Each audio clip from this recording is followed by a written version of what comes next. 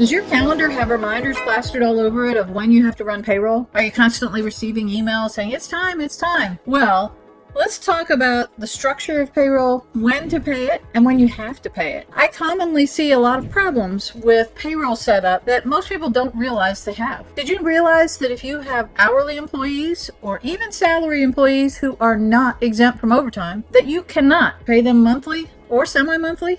Meaning the 1st and the 15th. You must pay on a weekly structure or bi-weekly. And there are a few states who even don't allow bi-weekly. So be careful about your payroll cycle setup. Make sure that you're keeping this streamlined as much as possible so it's not as much of a headache for you. And for that reason, I suggest bi-weekly. Why? Because it's half the work of weekly. You only have to run payroll every other week. Now again, you do have to remember this is the week. But the optimal setup that I've come across is to have the pay period end on Friday of 1 week, and then pay the following Friday. So that 2-week cycle ends on Friday, pays next Friday.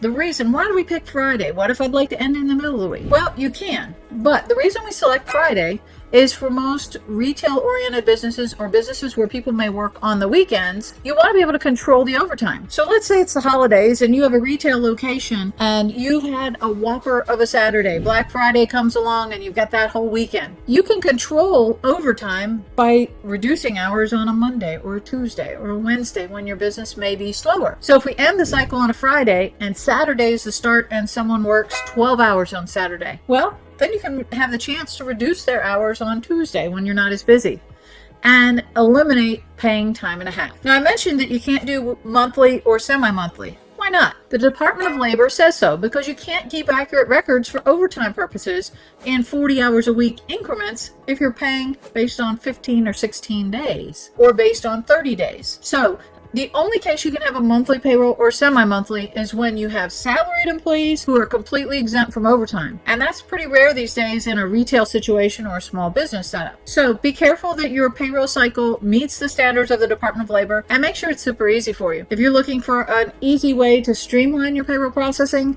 we utilize Gusto and recommend their app. If you'd like a little discount, let us know and we'll get you hooked up. Thanks.